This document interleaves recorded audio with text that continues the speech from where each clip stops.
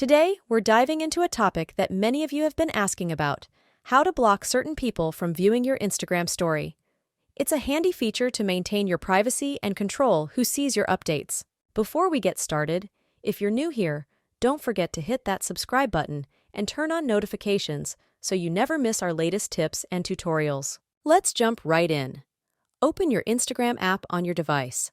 Make sure it's up to date to access the latest features. Head to your profile by tapping on your profile picture in the bottom right corner. Now tap on Menu or the three horizontal lines in the top right corner, then select Settings. In Settings, scroll down till you find the Who Can See Your Content section. This is where you'll find the options we need. Look for Hide Story and Live settings.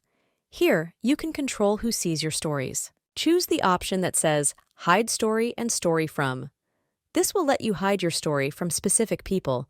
You'll now see a list of your followers. Scroll through and select the accounts you want to block from viewing your story. Tap Done when you're finished. Confirm, and your settings will be saved. And there you have it. Blocking specific people from viewing your Instagram story is quick and easy.